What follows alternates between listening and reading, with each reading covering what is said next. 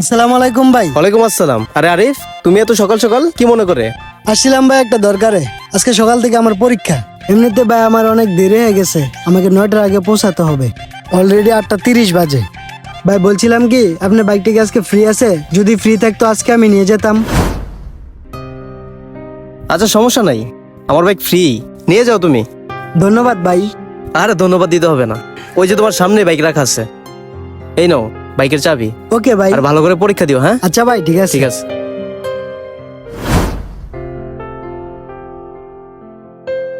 Hello, আসসালামু আলাইকুম ভাই।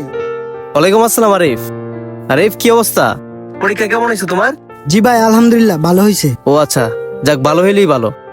তা এখন কোথায়? ভাই আমি আপনার কাছে আসতেছিলাম। ও আচ্ছা আচ্ছা, কোনো ব্যাপার না, তুমি আসো, আস্তে ধীরে আসো, হ্যাঁ?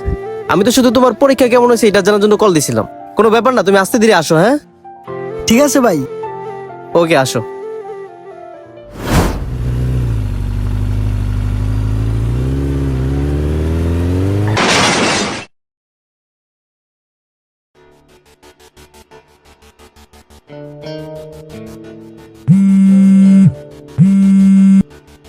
হ্যালো, কি? কোথায় এখন? আচ্ছা, আমি আসতেছি। আরিফ, আরিফ, ঠিক আছে তো তুমি? তোমার বেশি কিছু হয় নাই তো?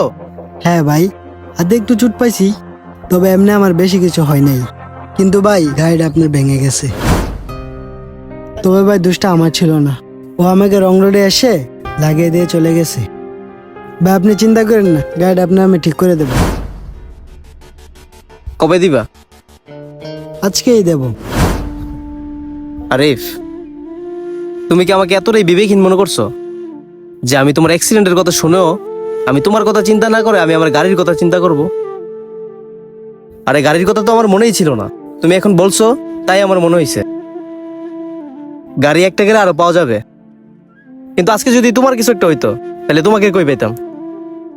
আরিফ, এগুলা চিন্তা বাদ দিয়ে তুমি আল্লাহর কাছে শুকরিয়া আদায় করো যে উনি তোমার জানে বাঁচায় আনছে। আচ্ছা ঠিক আছে আরিফ, তুমি এখন রেস্ট করো, আমি আসি, পরে আবার আসবো, হ্যাঁ?